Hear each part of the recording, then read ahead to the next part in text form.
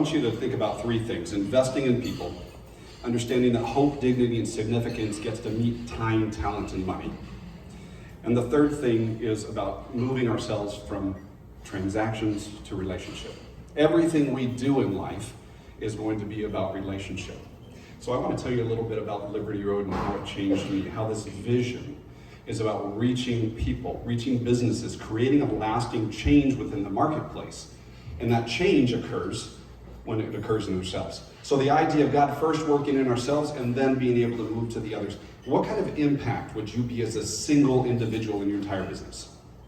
Would you accomplish much? Probably not.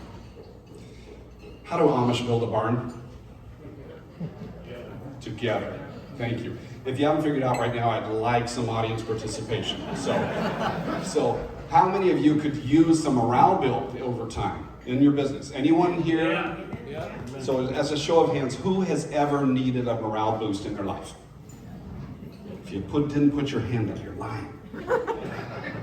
So we all need to be built up in some way. And that's one of the things Liberty Road has done for me, is it's helped me understand that I get to produce hope, dignity, and significance in everything I do. That every single job that I get to have is in relationship, and that relationship changes a life.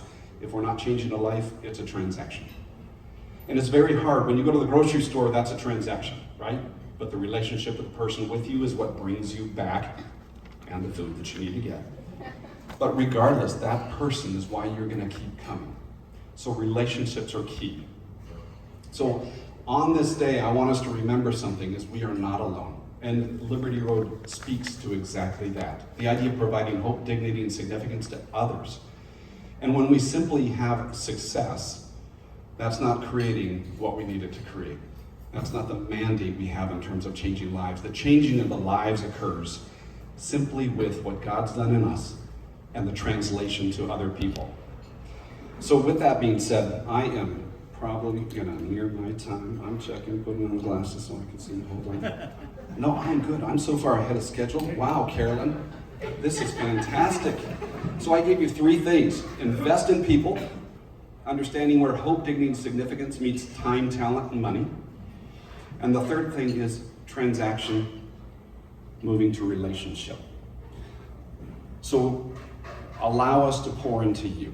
One of the things we love to do is to be able to go to businesses, stand there with them, walk through the floors, pray, to be able to help the people that are there, create some guidance, and especially that of leadership. Who pours into you as leadership?